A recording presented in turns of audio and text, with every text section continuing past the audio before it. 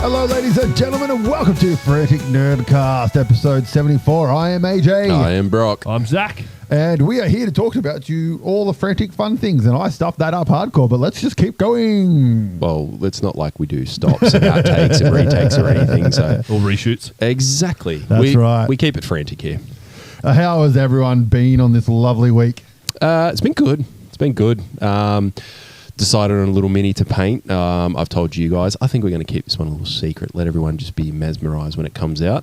Dun, dun, dun. Exactly. Oh, for the painting comp. For the painting comp. For the next painting comp. It's a secret to me too, so that's up with you guys. All right, it's going to remain a secret to Zach until we release the paint jobs You'll complete, have- and we'll. He'll have 24 hours to paint it. Yeah, did that. I mean, it's been a bit of hype with some of the stuff coming out over this weekend. I mean, we've got the Fantastic Four coming out. We're recording on a Thursday, so that's coming out today, which is awesome. We've. I think I'm going to see it tomorrow night, I believe. I'm going to go by myself. If none of you guys want to come. I'm coming. There you go. There's two. I potentially will not be there. However, I am targeting seeing it before next week. So Excellent. I will do my very darnest. We've also got Happy Gilmore 2 comes out tomorrow. So And- fuck yeah for that. And And Sandman Part 2. Sandman. No, what it's was it? out. Oh, it's Yeah, out. That's what I mean. Yeah, it's out. I thought we still had another week for that. So No. fuck No, yeah. It must have come out last week with the. No, it was last night, I think. well, No, because today. Sorry, it's today, maybe. So is there 12 episodes in this one? Because there's 11 episodes out now. So there are 10 episodes in the season, then one bonus episode. Well, I thought the bonus was coming out a week after the rest of the season. Maybe, but I believe there was 4 episodes released. Yeah. Well, there's, Yeah. there's 11 episodes out now. So Yeah. So Cool. it should only be 10 because there was only 6 episodes. there's 11 episodes out now. I looked at it. just I'm before we guessing the came. bonus episode must have got released then. Yeah. There you go. Sweet. I forgot what I was talking about. Sandman, it's good. I'm up to date anyway. So yeah, Excellent, we'll be finishing excellent. it this weekend. Marvelous. But yeah, I mean, we'll have a bit of a chat about Happy Gilmore at some point. We're going to talk about a couple of movies I mean, how tonight. can we not talk about Happy Gilmore? It is one of the best Adam Sandler films ever made. Oh, it's up there with Billy Madison. in It's my incredible. I mean, like, you Happy Gilmore, you Billy Madison, I mean, Waterboy, you've got... he's so Daddy, good. Big Deeds. Yes, it's incredible. But yeah, super excited for that, to see what they do. Look, I mean, ultimately, it's probably going to be the same show, but I'm not mad about that. opinion. Neither am I. So it obviously, he's come out and obviously said a lot of things about it. And yeah, one of the big things it was because Chubbs passed away, they had to rewrite and reshoot. Carl Weathers. Yeah. Rewrite and reshoot a bunch of things because he was obviously no longer with us, but he was going to be a big part of the show. So Yeah. he said there's meant to be a lot of like references and sort of Easter eggs towards Chubbs in the movie. So Well, they've got his son in it. So, I mean, his son's played by Lavelle Crawford. He's, you see his face, you know who he is. He's a well-known comedian, quite a funny guy. And we'll see what sort of references they do and everything. But I mean, it's just going to be fun. Like, it's just going to be It's also got unapologetic. Eminem in it. Yeah, it's got Eminem. There's, It's got Post Malone. there's an hour-long cut together scenes of just Eminem and Adam Sandler just talking shit and like outtakes and things like that because they were just having so much fun together. That's awesome. That's going to be great. But the biggest hype for the Happy Gilmore is Callaway released the hockey putter. Yep. Oh, Which is that's sold awesome. out. It's sold out instantly. So And there's apparently it is like a pile of shit to play with. well, depends on who you are. So the guy Robbie Berger from Bob Does Sports, he's like big into golf YouTube. It's my favorite golf YouTube to watch because he's very relatable. He's very much on our level. He was using. He's like, I can't miss with this thing. It's brilliant. So yeah, he's loving it. But yeah, So I'm guessing if you're a shit player, it's probably Yeah, good. If you're a good player, you're if like, you're a good "No." player and you need that 1% efficiency that the best putter in the world will bring you, then you'll need that. But if you're a hack like we are, it'll be brilliant. Okay. I never get my hands on one. They're like $800 in Australia. Wow. Yeah. That's, Not surprised. that's not bad for a putter. It's really not these horrible, days. but for a putter that's a bit of a novelty putter, Yeah. it's a bit, buddy. I spent like $80 on my whole set. So. Beauty of Facebook Marketplace. And speaking of movies, I did watch a couple of movies on the weekend. Yep. Or over this past week. One of them, Did you watch Ash 2 or no, I watched Mad Web Bride 2. Hard. Bride Starring Hard? Rebel Oh, Wilson yeah. and some of the other blonde chick from the Pitch Perfect movies. Did Now you go to Rebel the Wilson movies to see played. these? No, I did not. I watched it on one of the fun sites. Yeah. Now Rebel Wilson plays a secret agent and she's a bridesmaid at her friend's wedding, and then people start to take over the wedding, so she has to die hard the situation. Yep. Okay, let's move on to the next movie I watched. I had a feeling that movie was either going to be brilliant or horrible. I seen a little like the cover shot for it. I'm like, oh, they're doing a thing, and my first thought was, oh, they're just trying to like capitalize in some way, shape, or form on Bridesmaids. It sounds like they just. I mean, it wasn't a horrible movie, but sounds like it was. No, like, it wasn't horrible. Like I think I gave it a 5 out of 10. Yeah. It's not horrible. Like it's watchable. You know, bit of booze, you might enjoy it. Put it on, do something else while you're watching it. Not a great movie, but not horrible. Right. Like it's not Ash, it's not Madam Web, right? You finished it on the first go, so the second movie I watched, which is quite easily in my top list at the moment, right? It was phenomenal. Megan 2. Megan 2.0. This has been getting a lot of hype.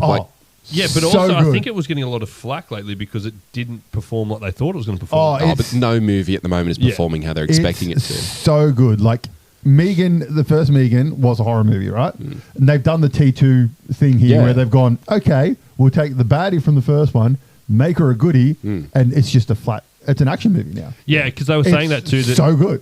They thought part of the issue that fans had with it was because they've changed it up so dramatically from the first one. Like it's a completely different style of movie, but it is so enjoyable. It knows exactly what it is, and it does not apologize for it.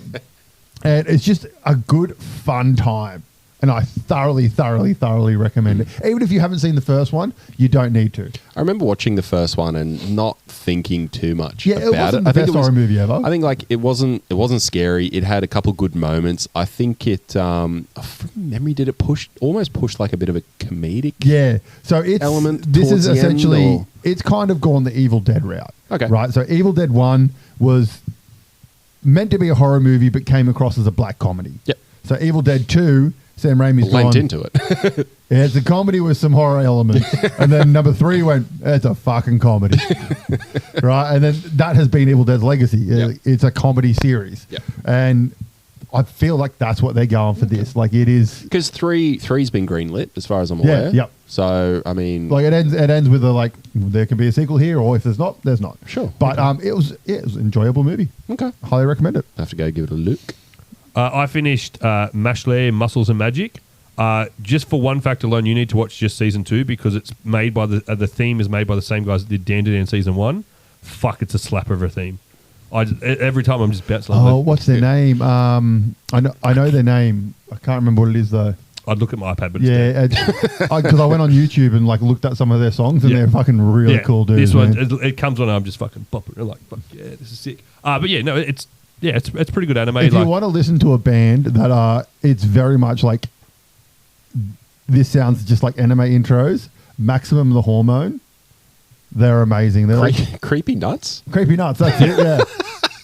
Yeah. Maximum Hormone. They're a Japanese band. What I expected, and to it's read. like a mixture between like hardcore punk rock, pop, K-pop style stuff. Like it's jumps all over the place. So they just took a bunch of shit and put it together. It's amazing. They're amazing. And then I've started watching The Rookie.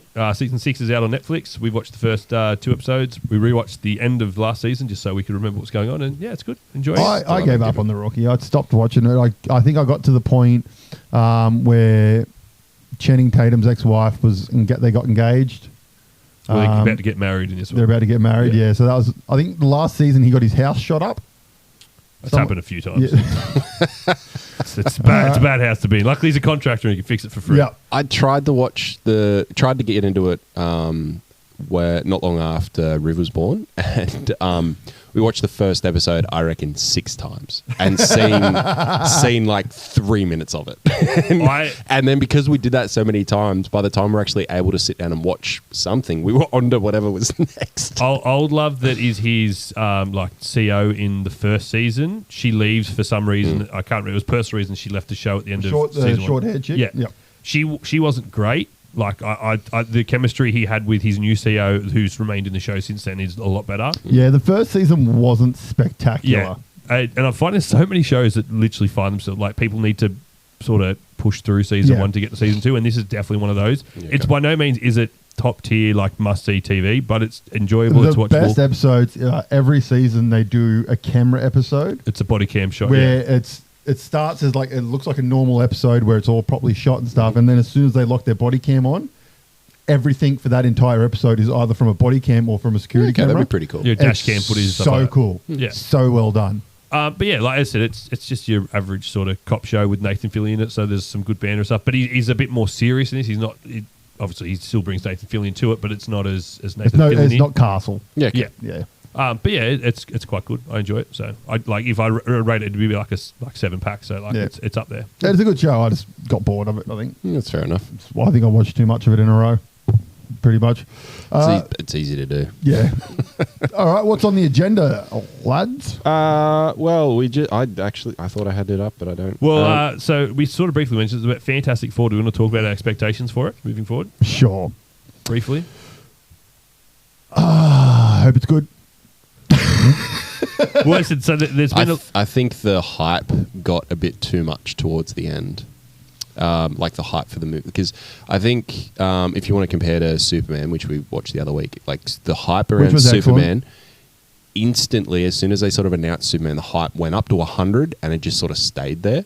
Whereas this, like they announced it, the hype went up and then it dropped off. And then, but I think that's because Marvel's announced other things, like they've announced the Doomsday. They announced it 20 years ago as well. Yeah, exactly. Whereas I think the hype in the last several weeks is just fucking skyrocketed. They've done so much about it, like it's flooding socials and all that type of stuff. And yeah, I just think it doesn't put me off it. I just think with all that hype, it builds up your expectations again so close to it. Whereas I think it was the opposite for Superman. Like the expectations went up straight away, so you're kind of like, whatever, I just hope it's good. And by the time the movie came out, because that hype hadn't changed in the background, I was just like, hey, let's watch this for what it is. Whereas I think, yeah, it's been hyped up a lot. Yeah, I walked into Superman with like 1% expectations. Like I didn't expect anything from it. I was utterly amazed by it because of that, and plus it was a really good movie.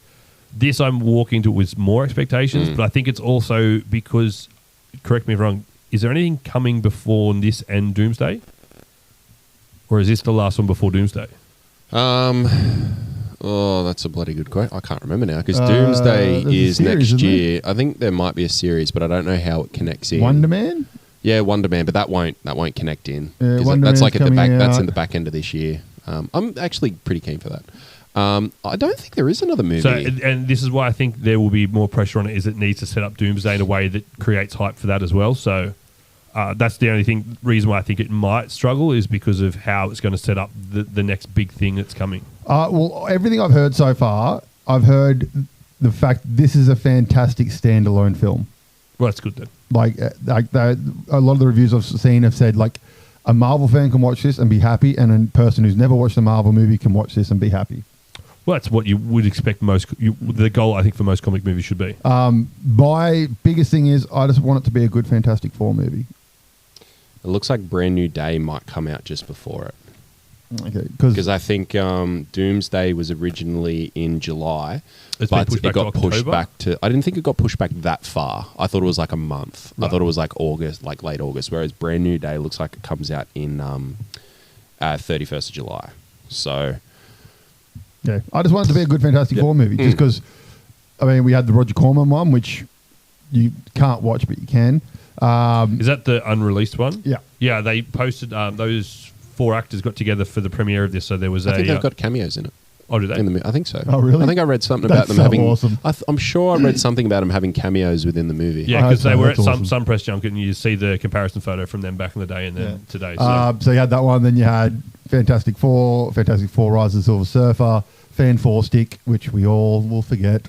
And then I can throw that on and it's still just like it was a rubbish movie. But I could still annoyingly I could watch it. I mean, Mira, what's her name? Mira, whatever it is, the one that plays Invisible Woman in that. I can watch her all day long. Yeah, she's fantastic. She was awesome in House of Cards until she got thrown into front of a train. Yeah. Spoiler. For one of the first shows ever on Netflix. But yeah, I just want it to be good. That's all I care about. I want it to be good. From everything I've seen, I don't think I have anything to be worried about. But I mean, you know, the talent in it is should justify it. I say the talent they've got should mean it'll be good. Exactly. And apparently Galactus is like evil as fuck. Well, So that's good. speaking of, I have a question. Does Australia get the fucking Galactus helmet No, popular? no, you don't get any of those buckets. It's only like the man. American cinemas. It's like $90 to Yeah, I get know. though. I just wanted to see one. I didn't want to buy it. It's huge. Yeah. It's ridiculous. Needs its own fucking seat. You need 3 people, one person to hold it, and 2 people are filling Well, it up. it holds fucking, what was it, 2.5 large buckets of popcorn or whatever it is. So what? As we spoke about, we just mentioned Superman before. Last week after the episode, after we talked about, was it last week we talked about Superman? Yeah. After we talked about that, I was like, you know what? I'm going to go read Woman of Tomorrow, and it's good. Is that the Superwoman? Yeah, that's what Supergirl is based on. It's good. Excellent. I'm highly looking forward to it. Like the comic starts off with some chick who wants to revenge her daughter. Like it's on an alien planet. Her dad gets murdered by some guy, so she takes the sword that murdered him, and she's trying to find someone who can go help him find this guy and kill him. And she's in a pub, and this dude like punches her, steals the sword, and then Lara's there, and she turns around, grabs him, punches him, and goes, "Shit! I forgot I've got no powers," because she's drunk as fuck. Not Lara, Kara. Yeah. But I don't know if it was a fan concept or if it was actual, but there's a photo kicking around of Millie Alcock holding the sword. Oh, really? Yeah. So, but I remember seeing it. I'm like, oh, that looks sick, and kept going. So now that I'm recalling it, I just can't remember if it was an actual like photo with her holding the sword or if it was a fan sort of, you know, how they. So I won't say any more about what happens in the comic because obviously that will ruin the movie if they follow it closely, or they maybe you're using it just as a they'll draw from launching pad. Might be like the first 10 minutes of the movie kind of thing. But no, that comic was really good. I enjoyed it. So anyone out there, grab it, 6 issues or a trade back, however you want to read it. It's enjoyable. I have one slight issue with it all. I just don't want to wait the year. Like, I actually want this world to be built quickly so they can get into stuff because it's. Well, I'm happy for it. Yeah. To Oh, chill, yeah, I want them to do a good job. So, like, the fact it's going to be year is fine as long as it's results in a good movie. we have Lanterns before then as well. Well, we I got believe. Peacemaker comes out next month. We've got It better be a fucking good intro. You know it will be. That is got the a lot to only live up intro of to. any show these days that I do not skip. It is such a good intro. Yeah, so you got Peacemaker, you got Lanterns. I think there's another animated series in there somewhere. Well, but there's Creature Commandos. season 2, but Yeah. I think that's later next year. Yeah. I think That was a great series. I really enjoyed that series. it was. I I haven't watched it. leading really into good. it. Yeah. What's it Leading on? into it, I thought it was going to be much more based HBO around Max. Oh, Binge then. Okay, Binge, yeah. yeah. I thought it was going to be much more based around Rick Flag Senior, but I liked that it wasn't. It was far more like about the other characters and the new, Like the bride was the main Commandos and whatnot. character. Yeah, Yeah, I really I'd say liked that character. She was 100%. awesome. 100%. She was awesome. Fucking amazing. Another thing I want to talk about. So you've heard me talk about my favourite show of last year, which was Maxton Hall, the Yes. teeny weeny German show that got Yes. translated. The book came. It got released on the 22nd. It's called Save Me. Oh, this is the new book? So this is Or the book, but it's been translated to English. Oh, It that's was right. never in Yeah, English. yeah, It was in that's right. German. Yeah. It's just been translated in English. I got it. I read it in 24 hours. Fuck. Was it small, or did you just No, have it on 391 pages. with big writing, It or was- did you no. or did you have it in It was just audio and super easy, it was super easy to read. Yeah, okay. It's just one of those books that was super easy to read, and it was really enjoyable. I enjoyed the fuck out of it, and it held up to the series really well. Like that, it was a really, really good adaptation kind of thing. They both like, I said like Wool. I gave up on fucking Wool. It's shit. It is a horrible fucking book. Yeah. I don't know who read that and went, let's make a really, really good Apple TV show out of it. Because the book's shit and the TV show is fucking phenomenal. It really is. But yeah, no, That's I'm what happy actually- to say for anyone who likes Maxton Hall, the book is fantastic. Get it, read it. On that fucking random note, I was talking to someone at work about this today. If you haven't already, go check out Apple TV. They have got some fucking good shows on there. I'm like this close to just subscribing to it. Honestly, get rid of Netflix or Stan or fucking whatever, Stan, and get rid of just Stan. and go get rid of both of them. EPL's on stand now. I need Is it really? Yeah, I've Oh, just fuck. lost Well, now it. I need to Yeah, go back I- to Well, get that's- Stan. I need Stan. The only reason I didn't get rid of, I was going to get rid of Disney Plus because they raised the price, and the only reason I didn't, because when they raised the price, they're like, oh, here's ESPN. Yeah. I'm like, ice hockey, baby. So Disney, keep on the frantic note, did you know they have like the Disney Retro channel now on it? Which has basically got like old shows on it, like for us, like Gargoyles and all those sorts of things. No, I didn't know I that. didn't know. Well, apparently, yeah, it's come out. I mean, I don't know if it's just an American thing, Okay. but yeah, Disney Plus. I know released- Gargoyles, I'm pretty sure Gargoyles has been on there for a while, I think. I will find it. No. Anywho, yeah, screenshotted it. I was talking to someone because one thing my colleague said was, oh yeah, like you're flicking through like Netflix or whatever, and by the time you actually pick something to watch, you've already like looked at 4,000 different TV shows or movies or whatever. Apple doesn't have this massive list to actually go through, and typically they're all fucking good. Like you can just sort of go there, pick one, and go, right, this is about. One of the big issues is though they're running out of a lot of money. They're going. Oh, 100% they are. It's actually going really badly. Oh, for them. yeah, You look at and it some of the always casting has those. choices they've got. Like they're not exactly hiring no names; they're hiring But named people. and that's where I think the latest movie, it's either just come out or it's coming out really, really soon. I think that's going to be a test for them to see if they can dip back or at least start to get some better funding out of it. F1. Yeah. Because I think that's their first theatrical release movie. Well, and I don't think it was meant to be. I think it was just going to be No, I streaming. think and we've then discussed this before. It they sort of was meant to go straight to streaming, and then I think either somewhere along the line they realised this needs to be shown in theatrical or something happened. the back end of last year, they got another plummet in their fucking their income. Well, it's so- again, still haven't watched Ted Lasso, so that's like Apple Plus #1 show. As soon as I get it, we're watching that. But then Sticks Yeah, out, which looks fantastic. I haven't watched that yet, but it looks You good. said Silo ends at C is also on Silo, Apple TV. C, Murderbot. Murderbot. You've got what's the Office one? Severance, that was Severance, that's it. awesome. Then you've got Jason Momoa's new one coming Chief of War. next month or War this Chief, month, I think. whichever one it Yeah, is. which looks fucking awesome. Really does. Really does. Yeah, they got plenty of good shit on there. And as I said, like there's not Season 4 of Ted Lasso has just started filming as well. Yeah. and there's not an influx of things. So you're not sitting there like searching for ages and ages and ages. They've got it set out in a way that you can kind of go, right, here's some items we can sort of just pick something. Let's give that a crack. And then, yep, cool, sweet, happy days, strap in, have some fun. Fair enough, fair enough. I watched a movie, What did you watch? Heretic. Oh, We yes. spoke about this a Yes, little great while ago film. with, I liked it as a whole. I think that the underlying premise of it was really, really good. What is it? Remind me. It's a movie called Heretic. Yeah, thanks. So essentially, it is Hugh Grant. Yes. It plays like just a dude who gets visited by two Two girls. Church of Latter-day Saints, Latter-day. Mormons. and he like invites them in and essentially locks them up and then essentially puts them through trials to test their religious beliefs. Yes. No, I think I remember this now. And I mean, like the intent behind what he's doing is he's trying to show them the one true religion because he more or less has studied theology for his entire life, and through his study of the theology, he has discovered the one true religion. So he's trying to show what it is.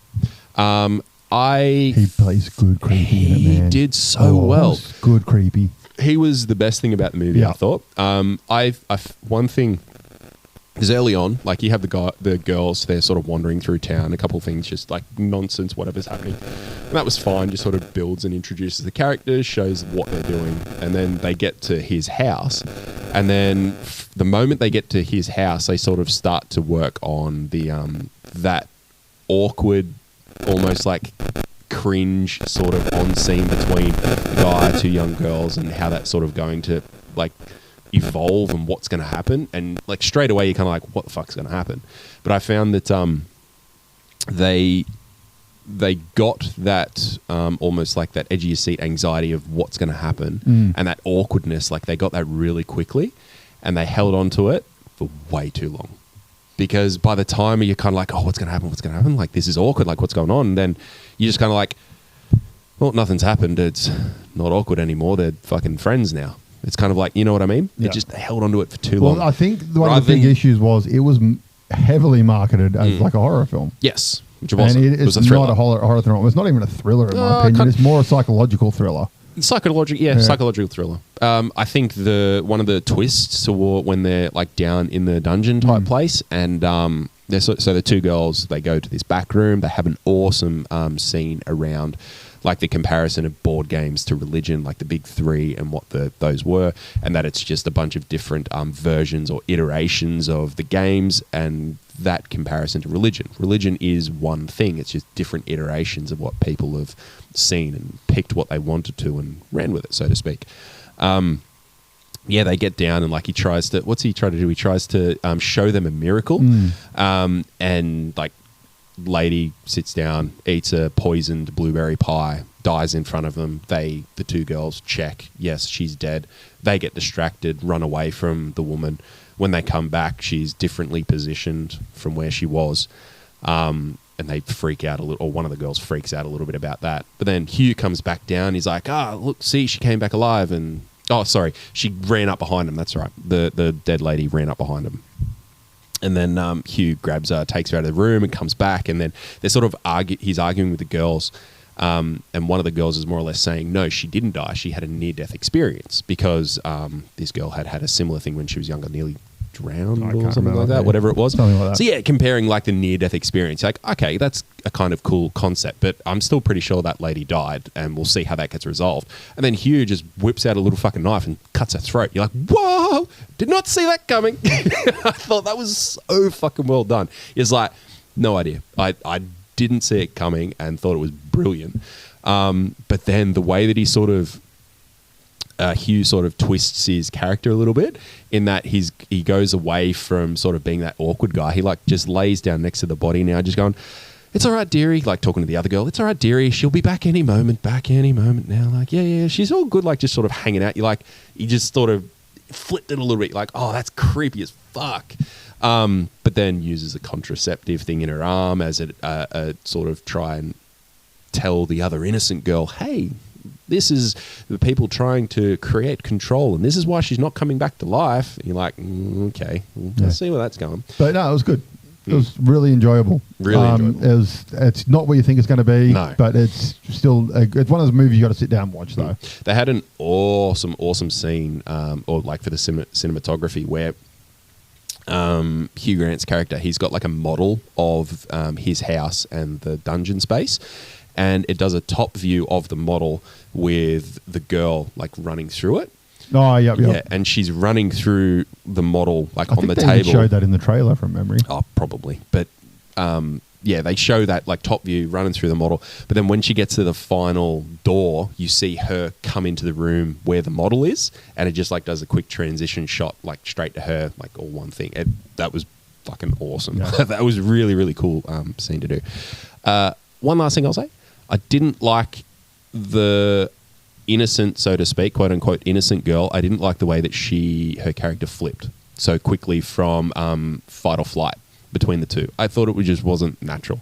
She was like in the complete and utter depths of flight, or actually fight, flight, or freeze. She froze basically, and then all of a sudden she was owning shit. It was kind of like, this is pushing the boundaries a bit.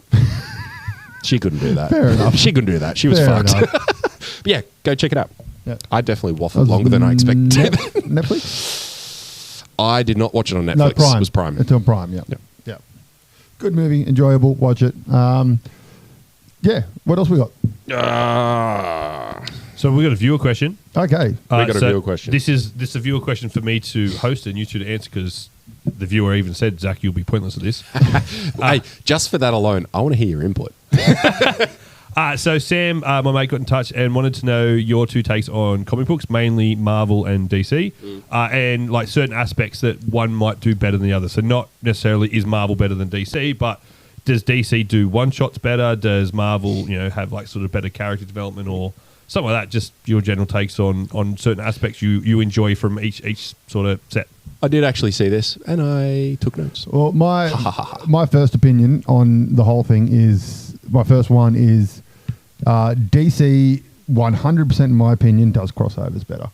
So they do mass world events much better than Marvel do, in my opinion. So this would be like Infinite Crisis. Yeah, Infinite Crisis, Crisis on Infinite Earths, Death Metal, fucking every single fucking one of them. But they do the big events. They are big fucking events in DC, which are awesome, but also work in a negative towards them as well, because they usually span over so many different books. It's hard. If you are an issue collector, it's hard. And like, it also, if you're an issue collector and let's say you only collect Batman, this series of Batman, right? That issue or that is part of that crossover generally has nothing to do with the arcs you're currently reading in that storyline. So it's kind of just like you'll be reading and then all of a sudden it's just one issue and you're like, I don't know what's happening in this because it's continuing straight from fucking Nightwing issue 243 and then it continues into fucking Superman 574. And it's very, very confused. But then also at the end of it, it's like, here's the trade back. Yes. And you're like, yay, I'll just read that one. I've got the trade backs. But yeah, they do the events so much better. And like some of the big ones that people could read, in my opinion, are probably Death Metal is phenomenal. Of some of the newer ones, Darkest Night is the Blackest Night arc is incredible, so good, especially if you're a Lantern fan. Is that good. What we think? No, I think you mentioned before. You don't think this is what the current DC universe is going to lead to because it's too big to start with. It's too big to start with. Too big, yeah. But I do think that they will pull from the Blackest Night storylines, just because they're introducing Lantern straight away. So they're going to pull things from it, but no, they won't. Just go straight into it. So yeah, they're two big ones. Also, obviously, Crisis on Infinite Earths is a very big one. If you can't be bothered reading it, there's the 3-part animated movies, which are really good as well. Yep. And then also which one was it? It was in, I think it might be the New 52 or Rebirth, one of those two, where they do the, not Doomsday. Darkseid, when Darkseid comes to like Doom, I think it was called, or something like that.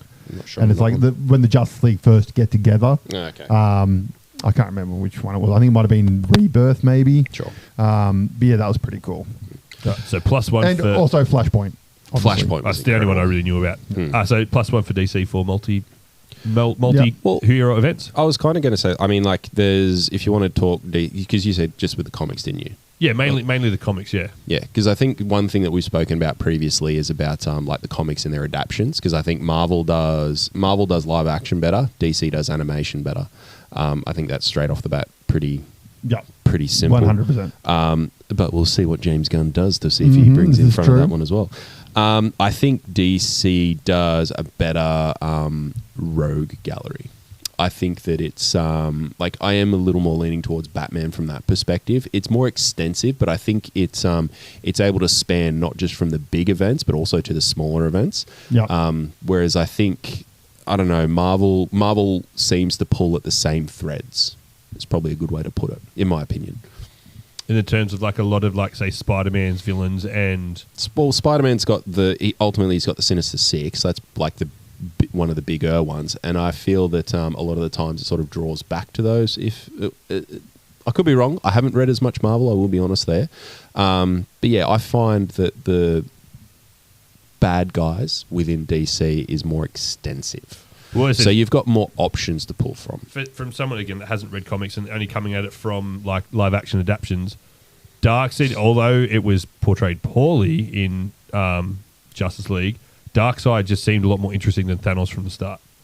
As like Thanos is much more interesting in comic books. Thanos is a completely different character. I mean, the whole thing where if they stayed a little more true to the comics around Thanos, it would, in my opinion, would have been better, because I think we've spoken about it, but on the live action, he's doing what he's doing because of in the finite resources. He's trying to bring balance, half the population, et cetera, et cetera.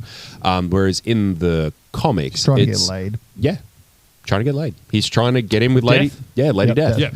Basically, something happens in his youth. Lady Death does something. It's sort of he always then reveres and just wants Lady Death, so does all of these things to try to impress her. And then it gets to the point where, hey, I've got the Infinity Gauntlet, and I'm going to fucking bring you all of this death to make you happy. And yeah, it's far better story. Like, it's really, really good. Yep. Far more gritty, far more and fun. Like villain-wise, I feel Marvel has a lot more big villains. Yes. As opposed to like a lot of their villains are very big, and then their smaller villains aren't as defined as DC's smaller villains. Yeah. What is it like, again, By smaller villains, I don't mean that's like Joker is a smaller villain because he's Yeah. Joker here, whereas like the big villains, like you got fucking Celestials, you've got multi-dimensional things. Well, as I say, again, my knowledge is very limited, but DC's villains seem more interesting. But yeah, they are small. It's like, again, the Joker and Lex Luthor and things like that. Like, they're not intergalactic beings. They're just old mate in this city's going to try and take over. So, whereas, yeah, it's, again, picking most of these up through live actions, but yeah, seeing the Celestials, seeing Galactus and Thanos and Dormammu and all those sort of, like, you know, gigantic things. The only one I know from DC is Darkseid. Yeah. So like Marvel, they like to play in realms a lot more than I feel DC do. So like they've got a lot more like this dimension of like this hellish dimension, like where Dormammu lives and Mephisto and all that kind of stuff. And they like to play a lot more with that kind of stuff than DC does. Whereas DC more plays with multiverse stuff a lot more. Yeah. Except like Marvel have kind of gone crazy with it in the movies, as we all know. Yeah. But I don't think they really do it much in the comics from memory, but I could be wrong in that. Yeah. On the DC thing, one thing with the comics, Marvel, I feel DC have done this well where they have rebuilt themselves multiple times. So Marvel has? DC has. So they've rebuilt themselves multiple times to the point where it's good because a new reader could, like you could come in and you only have to go back to 2012. There's always kind of new thing. They know that there's a new audience, so we need to do this for the new audience. New 52, then that rebooted into Rebirth, and then it's rebooted again into, I can't even remember what it was fucking rebooted into, but they rebooted multiple times so that they can fix all the backstories and stuff that they have to make everything a bit more coherent. They can go back further and be like, okay, let's take this little chunk and put it into the Superman story here and stuff, and it's just a lot easier for new readers to get onto, where Marvel, like X-Men, if you want to read X-Men, it's one fucking storyline. Yeah. Like they haven't aged at all, but it's like, it's a big fucking story, and you kind of, some things they mention, you're like, I don't know what that is. And that sounds good. And again, as you said, like if they're pulling chunks out of this older storyline and you're interested in that chunk, then I can go down and read that part then. Whereas you said like X-Men, I wouldn't start that. But like X-Men, they kind of tried to do it with X-Men where they did House of M. But it was shit, in my opinion. It wasn't good, and then it just ruined all my favorite comics from like all my X-Men comics and stuff. Because like when it all changed back, like 90% of the mutants on Earth were fucking gone. They weren't mutants anymore, and you're like, well, half my favorite characters aren't fucking mutants anymore. I think one thing that Marvel does better is the replacement of characters. So, example I'll give is the Superior Spider-Man. Doc Ock. Yeah, which is your Dr. Octopus, like basically steps into Peter Parker's body, but then the way that he shifts and becomes like Spider-Man is really, really interesting. Like he gets overwhelmed by the fact of I am Spider-Man and now I'm going to do good, so to speak. And also gives us one of my personal favourite mass events in Marvel, which is the Spider-Verse. Yeah, exactly. And I feel that, it's a bit more natural, the way that it sort of happens, where in DC, I think they will kind of shoehorn characters into a position who probably shouldn't be there, is a good way to put it. Yeah, I can see that. Because, I mean, there's comic arcs. Don't get me wrong, they're still great comic arcs. And but, I mean, Jim Gordon as Batman, it's kind of like... and then even, like, Nightwing as Batman as well, like, to use Batman as an example, like that... It makes sense for Nightwing to do it, except for he moved away from Gotham so that he didn't fall into Batman's shadow and become Batman. It was kind of like it goes against why he left there and went to... I've just gone blank on the city he went to, but... Bloodhaven. Bloodhaven, that's it. What was the other one I was just thinking of? It's gone blank. Oh, and I mean, Superman. Like, they don't really have a replacement for Superman, so they just gave you other characters like Supergirl and... Superboy. It's kind of like ultimately Superboy was meant to be the replacement, but they just didn't, and then just took him in another direction. You know what I mean? So I think Marvel does that far better and far more naturally as well. Marvel has a bigger selection of characters, in my opinion, as well. For you to look at. You just look at the X-Men just on their own. Like, there are so many iconic characters just in the X-Men alone, which is just crazy. And then you've got your Spider-Mans, Hulks, Fantastic Four, Doctor Strange, fucking so many of them. I think what they do well there is that they have such a breadth of characters and they put focus on all of them. Yep. So because they're putting focus on such a breadth of it, they can have all of these other storylines that sort of evolve from there for all of them. Whereas DC, it's the big seven. Yeah. Like, they revolve around the big seven. And even of the big seven, it's really the Trinity. Like, it's kind of like the DC readers, they are prominently revolving around Superman, Batman, and Wonder Woman. Like, you go into the other stuff, it's because it's a crossover and you want to sort of start having a look at what are those other most pieces. of your other characters kind of get like a 1 or 2 page in part in other people's comics a lot of the time and stuff like that. And even if they do get their own book, they'll get 6 issues. Well, that's what we said before about like Martian Manhunter, for instance. Like, he's a big character, but not a big character at all. Like, I love Zatanna, right? Zatanna is a fantastic character in the comics. She's awesome. Her comics are really good. But she's like, I think at the moment she's got another book out, which I think is probably going to be a 6-issue book. And it's maybe her 4th solo outing in the books. And she's really good. She deserves her own books, like ongoing series. And I think she might have had one that was a fairly big ongoing series during New 52 maybe. But that was when they released 52 titles, and a lot of them did not work. Exactly. They overextended a little bit there, DC.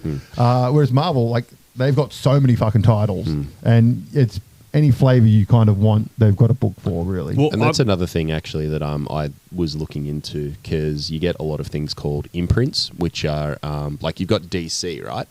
Then under DC, you've got like Vertigo, Helix, Elseworld, Impact. Well, actually, Helix is now merged with Vertigo, and there's several others, which, I mean, we know that they're DC brands, so to speak, but other people might not necessarily know that, hey, that's a DC something or other.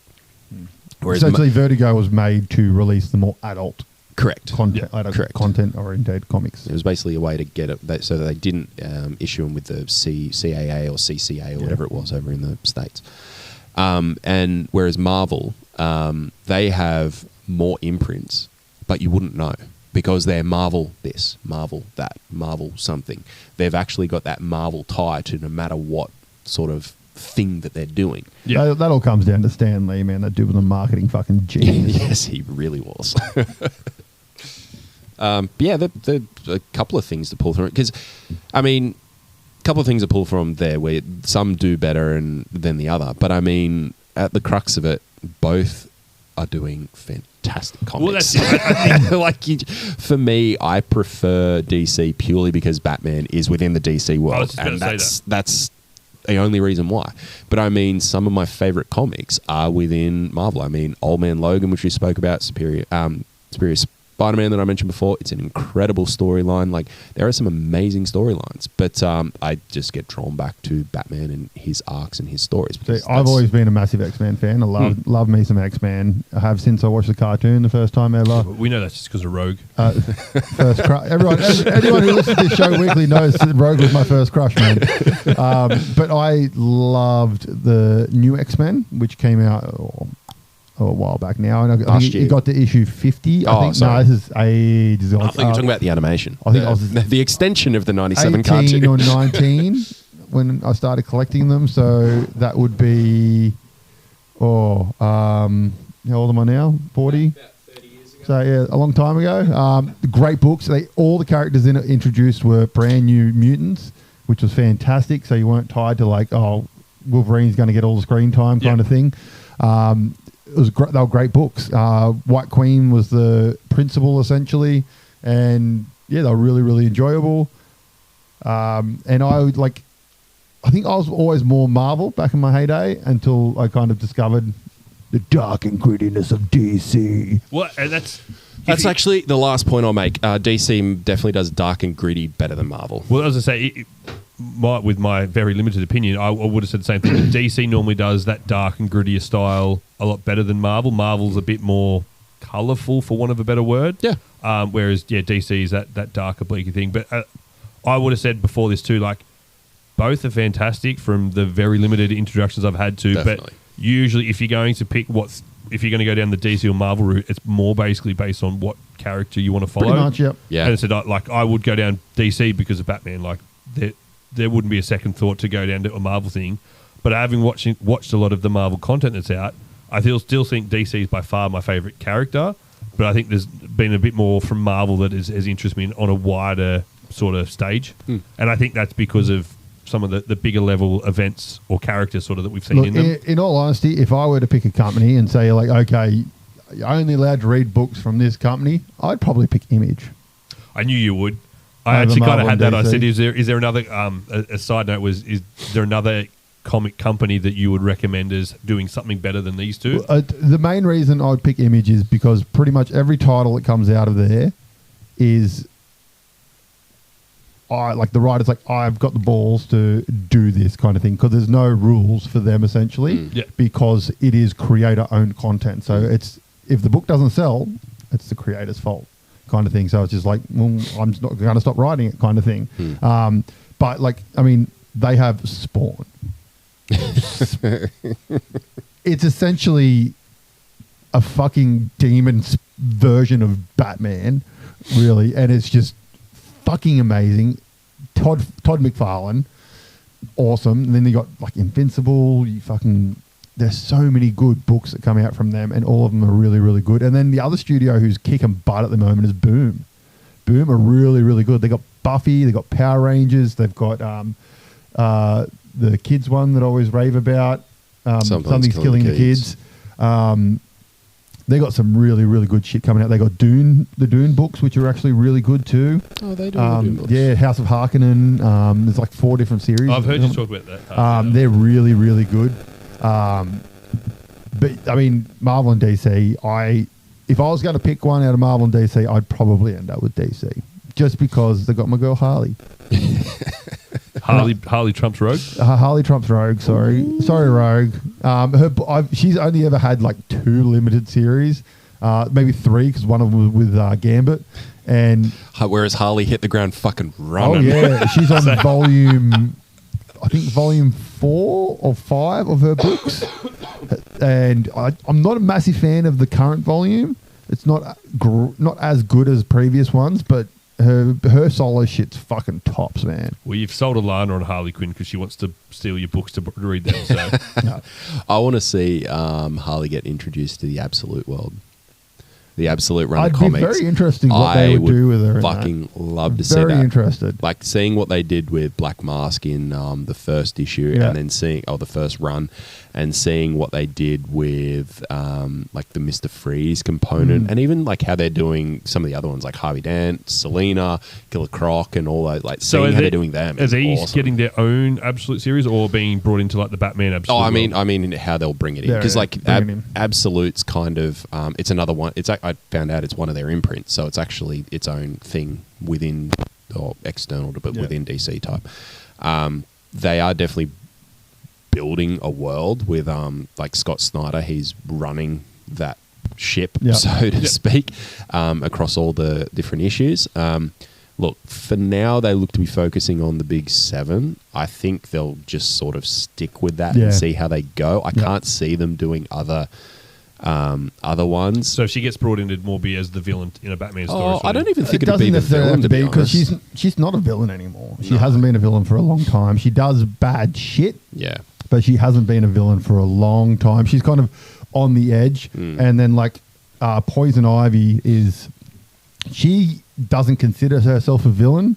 She fights for the plants, and humans are just a virus kind of thing. In the way, and like it's a very weird dynamic there. It's interesting. But Harley isn't a baddie per se. But I'd love to see it in Absolute. 100%. And Just to see what they do with the characters, because every character has changed and shifted in some way, shape, or form. Just to see what they do with those characters would be amazing. Another thing that DC does win on, in my opinion, this may be because I haven't really read many Marvel things like this, but DC do really good, well, they call it Elseworld, like stories that aren't within the main canon, basically. Like you've got the White Knight series, which is fucking phenomenal. And then you've got DC Eased, DC vs. Vampires, stuff like that, where it's all just these... They're almost like a one-shot event, essentially. And they do them really well. Like DC Eased is so fucking good. If you haven't read it, read it. Reddit. Yep, that. So good. DC vs. Vampires just finished up. It was fucking great as well. But White Knight is sensational. We've talked about this before. I haven't actually read White Knight. Oh, it is. I want to so say it's good. Batman. Yeah. So Batman, but it's like an alternate universe where essentially Joker has died, and Batman has been put in prison. Harley had 2 kids with the Joker, but before the Joker died, he kind of reverted back to what do they call him when he's not Joker? Mr. the Joker. Whatever his name is before he's a Joker. But he essentially died, but then Batman starts hallucinating him and seeing him, and it's a hologram of him. He put a chip in Batman's head. But then it's like this whole thing with like Nightwing now works for these police people, and Oracle's the fucking commissioner, and it's just good fun, man. Really good fun. Who do you think does anti-heroes better? I think probably Marvel do better anti-heroes, because like you've got Venom, Deadpool, stuff like that, where they hit better. They're bad people, but they do good things, kind of stuff. I was on the fence, because I mean you've then got like Suicide Squad, Creature Commandos, things like that are pretty fucking good in their own right, in the way that they draw those characters into it. Because it's the same thing. I wouldn't call Suicide Squad anti-hero, and that's the thing that I was struggling with, because they were again bad people, because they are forced. But then you look at someone like Harley, like she's definitely anti-hero. But she was anti-hero. Now she's just a fucking hero. Yeah, exactly. And then like she's even part of the Bat Squad now. So. I think I'm on the fence between the two. I think they've just got characters within both that are just do well. Yeah, it's fair enough. But like I think because like Venom is a massive anti-hero in the comics. Then you've got like his kid Toxic, who's also an anti-hero. Then, it's probably in both worlds. It's probably the same thing. But I find in DC they're usually more bad. Yes. And then they do a good thing. And people are like, oh, they're an anti-hero. I was like, no, but that probably comes back to those. They're still fucking bad people. That comes back to the tone of the comics, though. Like, DC is that dark and gritty where they probably are bad doing the odd good thing, where in Marvel, it's a bit brighter and happier. So they're doing bad things, but they're still mainly doing good. Like, it's the world that made them what they are. Technically, I would class Damian Wayne as an anti-hero. Yeah, I would. Because he's a little fucking arsehole. Yeah. And again, assassinates people left, right, and center, but he's also a Robin. And then Talia, you've got who's again on the fence. I mean, fuck, you watch the Injustice arc. He killed fucking Nightwing. He killed Dick Grayson. So yeah, true. Might have been just with a flick of baton, but still fucked him up. Damian Wayne in fucking in DC vs. Vampires, he's fucking awesome. Yeah, he's a vampire, but he's sort of a good vampire. Yeah, he's like one of the only ones who's a good vampire, and he's against all the other vampires, and he's just a little fucking brat arsehole. It's really good. All right, Zach, your turn. That went much better than I thought. Was that Simon? That was Sam. Sam, did Thanks, that answer Sam. your question, Sam? He's got more questions. Shit. Send them through. We love them. Yeah, I'm all for more questions. So the more you give us questions, the more we have to answer and talk about and fulfill your nerdy dreams. The more frantic ramblings you'll get. Your nerdy dreams. Can I throw in my weekly dose of Pokemon now? Keep Not joking. Yet. Not yet. No, because he put another one up on the board that I remember was going to seeing. break it up. Oh, okay, right. We'll talk Pokemon then. That's fair. This is only short. So, first of all, I finally pulled some hits. Fuck yeah. No, I want to shout out a company called Card Lab. Yep. So they do what they call card breaks, which effectively they, for Pokemon, you get a mystery pack. I opened it a couple of days ago on my Instagram channel. Is that the one that was in that yellow? The Pikachu bag? The Pikachu? Yeah, so in there you get a random... Oh my God, it's Pikachu! You get a random booster of differing value. I can get Surging Sparks, which was a sweet for me because it gave me some pulls from our set. And then you get a card, which is it's in a slab, but it's their personalised slab. It's not a PSA or graded one. Yeah, I don't think it's a slab. It's just card protection. The plastic magnetised one. Oh, the magnetised one. Yeah. And yeah, so again, they release everything there. So they've just released new ones as of tonight. We're recording tonight. With the top one being like a Japanese Charizard and Venusaurs and Blastoise and things like that. So they're it was $40 for something potentially fantastic. So yeah, threw my lot into that one. And then again, shout out to Urban Empire who did another Pokemon card break today, which Brock and I both entered in. Yay, I got a special illustration rare Cleffa from Obsidian Flames. And What Brock a fucking name. Cleffa. We had to shorten Clefairy. It's an evolution of Clefairy. It's the pre-evolution of Clefairy. The baby. When they did the baby mons. That was in Gen 2. Because they did Pichu and Cleffa and... Magby, Piku? Pichu. P-I-C-H-U.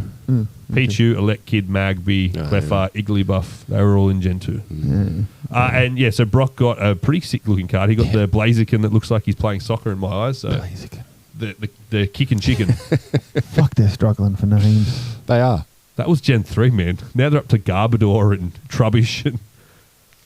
And they're struggling for Pokemon. Like, it still baffles me there's a Pokemon that's fucking key. Yeah. And Klefki or something I only like that. found that out because it's one of the ones I'm missing in my current. So I was like, what the fuck is this? It's literally a set of keys on a fucking chain. Yeah. It's fantastic. You know you're fucking struggling when you make one out of fucking keys. Like the artist is probably sitting there and his keys are on the table. Like, what can I do for this Pokemon? The keys. They're so funny because I'm going through the Pokédexes I've mentioned, and like you look at it, you're like, oh yeah, 1025, that's pretty sweet. Like I've got a bit of an idea, and social media has been filled with like via the algorithm, with the people opening packs and whatnot. You look at some of the packs that are getting opened, you're like, what the fuck is that thing? When the fuck did that get here? Yeah.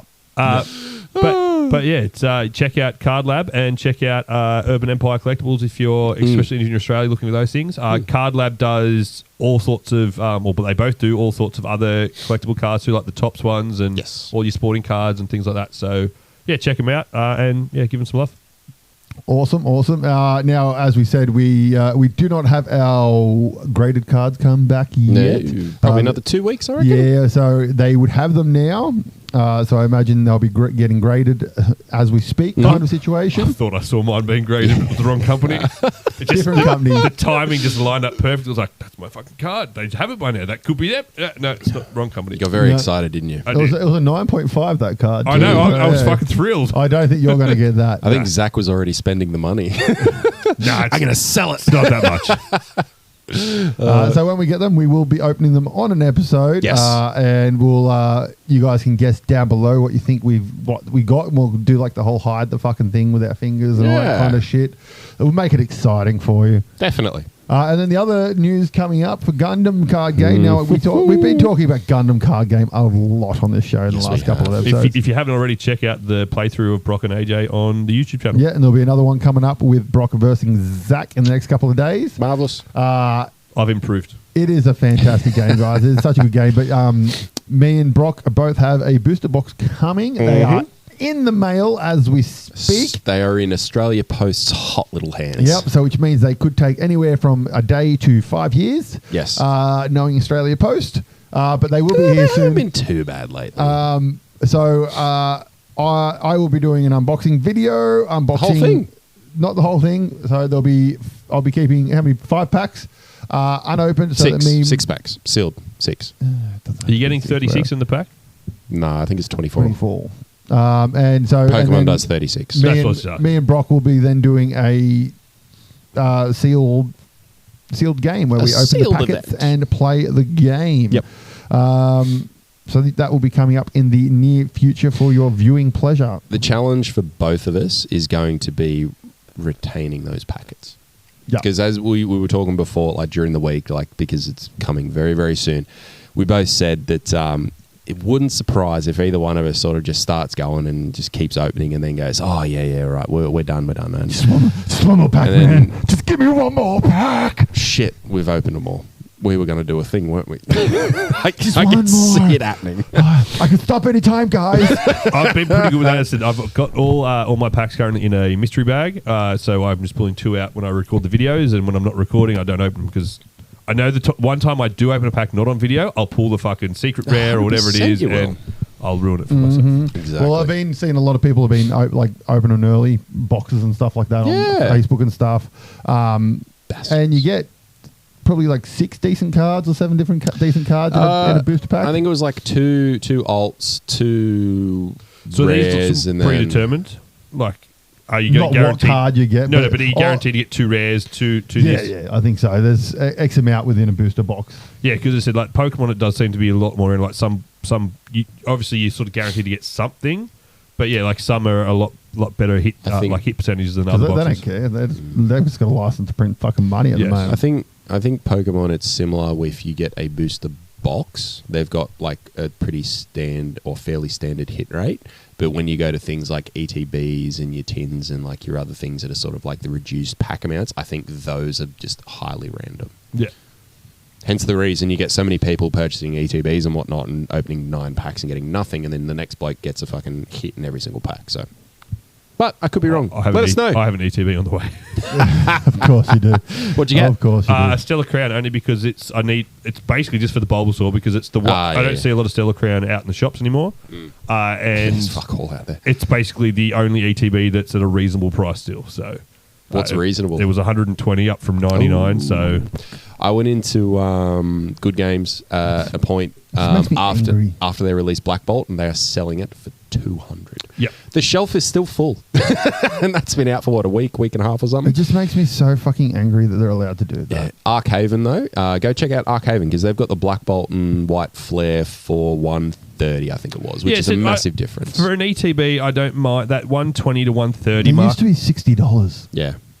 But my biggest thing is like booster bundles, which is the 6 boosters. $60 is the most I'll pay for one. 100%. I'm seeing Surging Sparks ones going for like $100 at the moment, where again I can go to JB Hi-Fi, order 5 of them for $8 each, or EB Games for $9. Is the most I'm willing to spend on a fucking booster pack. Yeah, stay away from Good Games then. They're a fucking rot, man. The only reason $14 a pack the other day. It's fucking ridiculous. Good Games. The only reason why I'm going there really is to, if I was desperate in the need, I needed one pack for some particular reason, and it was the only place, because they'll usually have them in stock. I look for their sales. Whereas we mentioned their sales the other week. Now, saying this Good Games, I understand you do own Premier Card Grading, who are grading our cards. Yeah, we love you. You guys are really great, and we have no issues with Good Games whatsoever. Please Not sponsor sponsored, us. but please sponsor us. Yeah. I don't. It's fun. I'm looking forward to the future set coming up, Mega Evolutions. That's the one that has the new one that everyone's raving. Mega Dragonite. Yeah, Mega Dragonite. Everyone's like, "What the fuck did you do?" There's like 2 versions of it. He's got asterisk fairy wings coming out on of his head. Yeah. Yeah, I don't know. Yeah, look. I think all the Mega Evolutions look fucking ridiculous. Some of them look They've all got okay. the fucking crystal things floating above their head, and I was like, "What the fuck is wrong with you?" Some of the original ones don't, like the Mega Charizards. There was Charizard's got like a fucking chandelier on his head. No, he doesn't. In the game, he does. That's no. In the game, all the Mega Evolutions have chandeliers on their head. I haven't got that far. Yeah. I'm only up to Platinum. Yeah, the latest Switch one, they Mega Evolve, and they've got fucking chandeliers on their but they heads. want to do shiny things. That's probably a play with that prismatic, because I know the prismatic. the terrestrial ones. Yeah, the chandeliers. Yeah, They look fucking stupid. That's the terrestrial event. Like the original ones that were out before, I only know very limited of it. because you got the Black Charizard, don't you? Yeah, that one's all right, because there's an X1 and X Y and one. I think the X1 looks cool. The Y one looks a bit weird. I'm fine with both. Yeah, just stop putting Nintendo. Stop putting chandeliers on the Pokemon's fucking heads. We don't want it anymore. In saying that, Nintendo, if you'd like to sponsor us, Our DMs we'd be are more open. than happy to. Oh dear God! This last one that you put up, Right. I quite enjoyed this, or at least the sound of this. Okay, so do you want me to announce it? You can announce All right, so this is a debate between the three of us. So we're each to pick a You're wrong. Always. That's just a given. We're to pick a non-comic book universe because I think the comic book universes skew this a little bit too much. You had to pick the hero of the story in that universe and turn him evil. What universe would then struggle the most? So, for instance, if Superman was to turn evil, how bad would the DC universe struggle with Superman as the villain, not as the hero? My thing when I thought this through is you had to then think of the heroes then fighting against that particular hero, not the villains, because he's on the villain side then. How would they do? So my first thought was Harry Potter, obviously, Potter nerd. I think that world would be more fucked if Dumbledore turned evil than Harry Potter. Yes. Yeah, 100%. I agree Harry with Potter, that. They just slap him and be like, Just take his little stick away and he's done. Hermione Like, just that's turn it. around and go, no, it's Expelliarmus. Done. But I didn't choose that. I said I didn't know to choose that one or not, only because Dumbledore's not the main hero. Harry Potter's a bitch. But yeah. All right, continue because he's just thrown me. No, keep going. Keep going. Your argument is void. So, so I'm breaking my own rules, not choosing the main character. I'm choosing Dumbledore because, as I said, so if Dumbledore was to turn evil, then the only other person who really has knowledge of the Horcruxes and things like that is Dumbledore and the ability to stop him. Dumbledore's the only thing that held Voldemort back for all those years, basically, as well. So I think if Dumbledore was to turn evil, then that Harry Potter universe would be fucked and Voldemort and Dumbledore would be ruling the world together. No, see, I think that Dumbledore would not side with Voldemort because typically within that realm it's like I am the leader and all the others are underlings, so you'd expect Dumbledore to be the same. Therefore, Voldemort would either work under Dumbledore or no more Voldemort. Yeah, that would if I had to go down, he would have killed him when he was a little if bitch. I had to go down that way because Before he lost his nose. Dumbledore basically restrained himself in most of the things because obviously he's not using the evil or forbidden magic. Where if he was evil, he'd use that on top of it what he already knows. So Dumbledore would. If Dumbledore didn't team up with Voldemort, Voldemort would be fucked. Yep. Yeah, that's fair enough. Harry Potter wouldn't have got his little mentor. He wouldn't have had any idea about what anything was. He'd still be under the stairs. Under the stairs, exactly. No, he would have died that night with fucking his parents. Dumbledore wouldn't have fucked up. No, because was that in the movies? we're still running with Voldemort still was there, so Voldemort became and happened because of what happened. No, to if Harry Potter. Dumbledore turns evil, then Dumbledore. Oh, so you're going way back. Like, if Dumbledore's evil, yeah, sure. Then, Okay. if he's enters in, Why did Dumbledore turn evil, though? because of the issue. He had a pretty I have rough. theory. He had a pretty rough upbringing. I think the whole thing with his sister. Yeah. His sister turns that Yeah. sister event turns him evil. Yeah. Was that in the movies? Yep. Okay. Yes, it was. Oh, it was touched on. It's touched on. His brother came in. He was at that. Yeah. Is this like Jude Law Dumbledore or Old Man Dumbledore?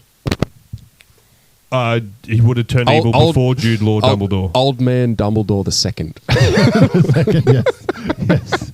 Of course. Yeah, okay. No, yep. I think the Potterverse would be fucked. Yep. All right, what do you got? Well, AJ thinks of his. Yeah, I've got one. Toy Story.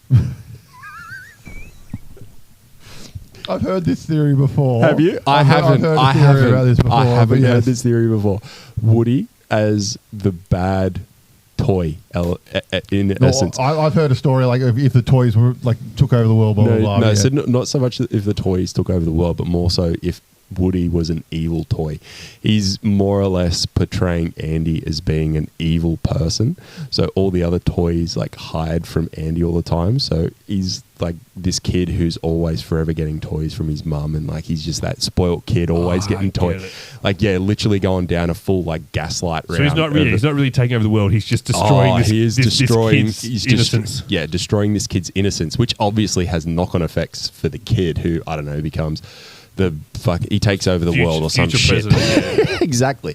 So no, I think because if we're talking like from the world of that perspective, like the Toy Story world is that world. I think if Woody was a bad guy, that would be fucking wild. I thought you were going to go different and be like, Woody actually did mean to like fuck Buzz off in the movie and like was damaging the toys. No, that's that what way. I mean. Like, in essence, he was doing that, but also like capitalizing on those things and going further with it. He Yes, just became he an did. evil gaslighter. He did push Buzz out because it was a threatening thing, but it was Andy's new toy, and he lost the new toy. Now, Mum's got the shits with Andy because you lost your new toy already. Like, you're not getting. And, like, it's obviously got so many other routes that it can go down. I think that would be hilarious.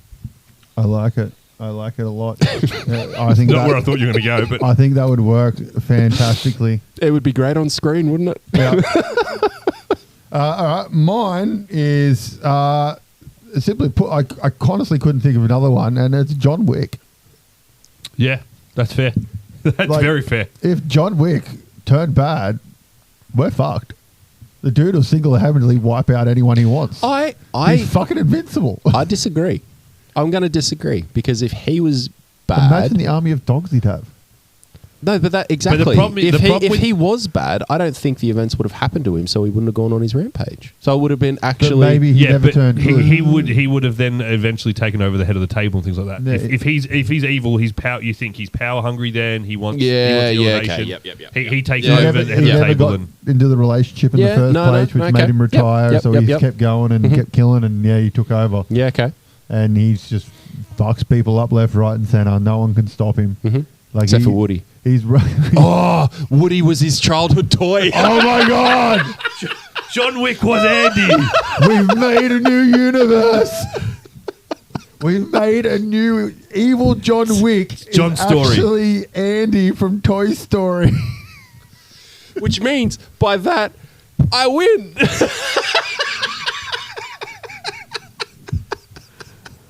And he wants to continue to take over the world, so he learns the dark arts and becomes Dumbledore. Oh, fuck. All That's a stretch. That's a sequelizer, but stretch. okay, yeah.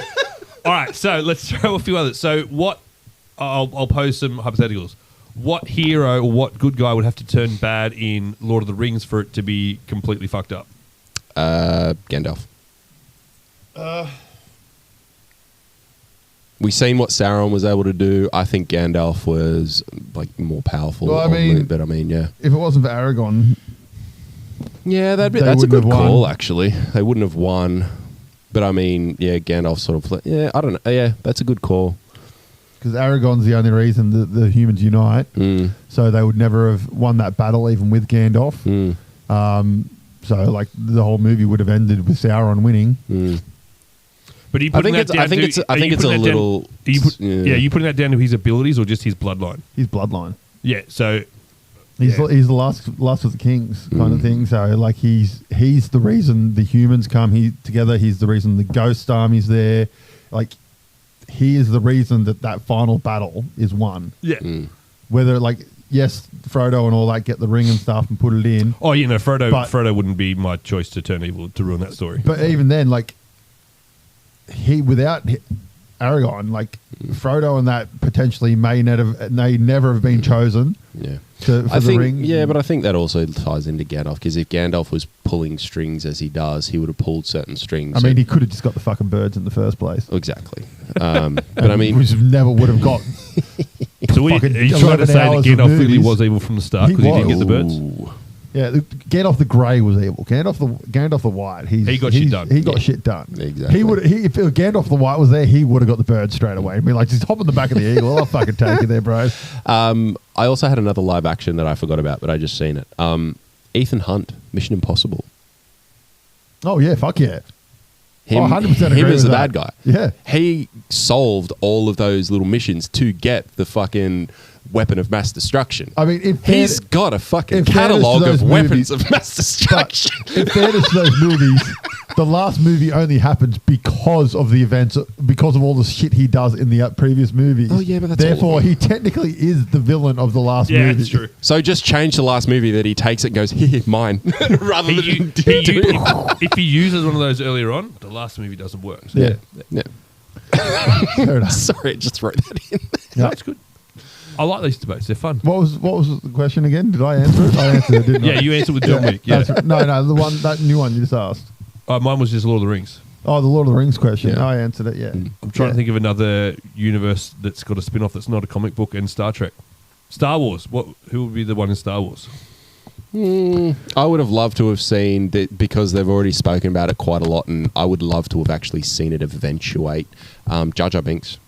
Jar Jar, Mr. Jar Jar. Yeah, That's more so because I want to see it, and like there's a lot of things saying, oh, he actually was because of this, that, and the other. Like I would have loved to have just seen that be on screen. See, I think I'm taking... Other than the Lego fucking thing that they did that I haven't watched yet. I think I'm taking it out. He's probably not the most impactful, but I think similar to the Aragon thing, I think if you take Han Solo out, a lot of those things then don't happen for the... I think a big one would be Leia. I think if you were to shift Leia to the old bad side and get her dark streak rather than that streak of good, I think that would have been cool. I think that would have been... That would be fucking cool, man. It'd been an awesome story, but B, we want like a Star the Wars whole multiverse. Yeah, Disney. That would have been fucked. Evil Leia. Her versus Luke lightsaber 100%. fights. That would be fucking awesome. 100%. All And right. I reckon it would have... That it would have happens, also... that happens with the twins in the original books, though, doesn't it? Doesn't can't remember. I'm pretty sure one of them turns bad and one of them Didn't turns even know good. there were original books. I've not read books. Yeah, Han and Leia's kids, they have twins, and I'm pretty sure like one of them's what Kylo Ren's based on. Yeah. I'm pretty sure one of them turns bad and one turns good. I think from Kylo memory. Ren probably killed him. Oh, there's like so many books that Yeah, I know there's got heaps of books, I just cut don't- off like in yeah. like Mara Jade and all that kind of stuff. Like my favorite Star Wars character is Mara Jade, and she's not even part of fucking Star Wars anymore. Well, they're looking to bring... There's been a whole bunch of There's always fan been casting rumours that for she was live meant to action. be in there, I but- mean, fuck, we'll see where Well, that Luke's not in anymore. There's no point bringing Mara Jade into it. lands. Yeah. I've got an anime one for you. How would the Dragon Ball Z universe fare without Goku? I actually thought about this. I thought about this, and honestly, it wouldn't like if he turned bad. His power grows because of the fights he's in. This was the... Therefore, so- if he turned evil, he wouldn't be in any of those fights. Therefore, he would be at that Bardock level of power. Listen, so this idea came from someone that was doing an anime version of this, and that was the same thing. Like Vegeta would take his spot and become the next sort of... If everything played out the same except for Goku was a bad guy, then Vegeta would theoretically sort of become that sort But of... I think- Vegeta but wouldn't he know wouldn't. because Oh, no, he Vegeta wouldn't because Goku... didn't fight Goku. Unless there was a shift after Vegeta, Vegeta shifts sides and then Goku shifts sides, like from good to bad, bad to good. Yeah. Like that would have to be the storyline. Otherwise, Vegeta would just... Because Vegeta would never have fought Goku and lost, therefore would never want to get more powerful and chase him. He wouldn't have turned good. He wouldn't have fucked Bulma. We wouldn't get Trunks. And Goku would just never rise up because he never had to fight Raditz. He never had to fight Freezer. He never had to fight Cooler, Broly. Yeah. All those characters that just made him get stronger and stronger and stronger. Therefore, he would be Bardock level power, in my opinion. So I was going to throw in like My Hero Academia, and I don't think like if Midoriya turned evil, I don't think that would be an issue because he wouldn't have... No, he's a bitch. He wouldn't have met All Might, and he wouldn't have all his friends and things to cultivate that power to get into where he needs to be. I mean, he there's no point in him even turning evil before him because he's got no fucking powers. No. So if If he met All Might, got the power, and then turned evil. Yeah.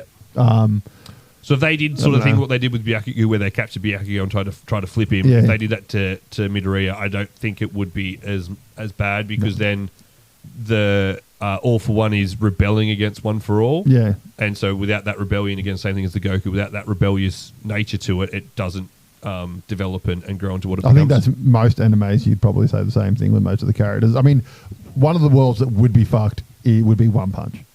Yeah. If One Punch Man turned evil, the world's fucked. Yeah. It's the most OP character in anything I've ever watched in my life. I one-punched the world. Yeah, essentially. Pretty much. Instead of punching the moon away, I punched the moon towards I mean, Kill the Kill, if the main character in Kill the Kill, if she turned bad, the world would be fucked. Gurren Lagann, if he turned bad, the world would be fucked. Gundam? Gundam's hard because the characters constantly flip. So pick the storyline that you prefer and flip it in that one. Well, see, it's hard because like Gundam Seed is my favorite. Okay, Gundam so Seed and Gundam just Seed pick Freedom. Gundam Seed. So basically, Kira, who's the main character, he essentially ends up on the Earth Alliance, and Athrun, his best friend when they were young, is on the Zaft side. And essentially, by the end of the series, they've both switched sides to join Orb, which is a neutral alliance, and essentially they just go out and stop fights kind of thing. But then, like, it's constantly switching sides because Kira ends up getting on with fucking the blonde-haired chick, and she's his after member, and Atherin gets it with fucking Kira's sister, who's a fucking Orb member, and they all it's just constant swapping sides. Too many alliances. Yeah, it's just there's no way to really say anything. But even then, like, they're not world-ending events because all it takes is someone to build a bigger Gundam, and the Freedom sucked. Yeah, essentially, like the Freedom is the OP Gundam in Gundam Seed, to the point where he can pinpoint take out an entire fleet of mobile suits without killing a single person. He essentially just gets there and goes, and he goes, and he just shoots, and it just blows up their heads and incapacitates all the suits. And he's just like, stop fighting. You stop now. Yeah. Last one. Well, unless you guys want to do another one. But last one. Very much for you two. If Godzilla turned evil. I thought about this one as well. Well, again, from someone that doesn't know much about it, I assume the world is fucked considering Godzilla's the only thing holding back most of the other Titans. Well, he's not really good or evil. He is very, very neutral. Yeah, he is fuck off balanced. And leave my planet alone kind of thing. That's all he really is. I think you can't really have a good or evil version of him because he doesn't want to destroy the world because it's his home. So therefore, like, if he was to turn evil, so to speak, then the next step would be destroy the world. He's got nowhere to live, so he's fucked. So it's kind of like he just sort of is.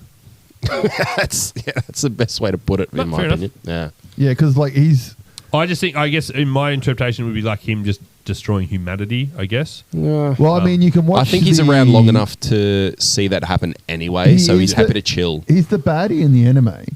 Yeah, but it's not necessarily different to. I don't know. He is like the baddie. In the anime. I know. There's a couple of animes that I watch where he is like it's that baddie. That CGI anime one, yeah. But even when he was the baddie, it was just because humans were destroying Earth. Yeah. Like, that's no real different to what I said. Like, there is something. Essentially, he's the Earth. manifestation of Mother Nature. Really. Yeah, basically. That's basically what the character is, and people piss him off. He's like, "Fuck off." Yeah. That's my impression of his radiation breath. Yep. So Godzilla just is. No, and that's the thing. So, like I said, the original post I saw had like percentages. So, like I said, Dragon Ball Z is like 20%. Even though, he said 20%, like One Punch Man, 100% world would be fucked if he turned evil.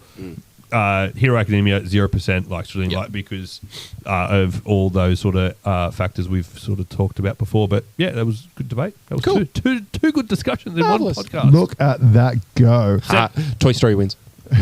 Now we have run out of time, ladies and gentlemen. Is there anything you guys would like to mention before we fuck off? I've got one thing. Oh, here we go. It's just a small thing. So it was announced on my... Depends how you go. My wife and I are expecting our first kid. Oh, congratulations. It is a sad sound depending on how you look at it. They both kind of work. They do. That's it. Well done. Thank you. Much love from the Frantic Nerdcast team. Wait, is that going to stop? No. Congratulations, mate. I'm very, very proud of you for doing the adult thing and producing an offspring at some point in the future. Indeed. Anything from you, sir? Nah, I'm good. No. All right. Thank you very much for watching, ladies and gentlemen. Make sure you head to YouTube and like, share, subscribe, do all that fun stuff. TikTok, Instagram, all the jazz. You know where to do it. Share. Get us to 75 subscribers. Yes. We've got shit to give away. Yeah, it's not happening until 75 subscribers. If you like freebies, subscribe. All right. Thank you very much, ladies and gentlemen. See you next time. Stay frantic. Hey, guys. Thanks for listening to Frantic Nerdcast. You can find all our latest news and information on Facebook or at franticnerdcast.com. You can find us on Instagram at Frantic Nerdcast. Find AJ at Weird Art by AJ. Find Zach at Frantic Kaz and myself at Frantic Brock. Please make sure to head over to our YouTube channel and subscribe for more YouTube-only content like Sequelize It and Plays Games.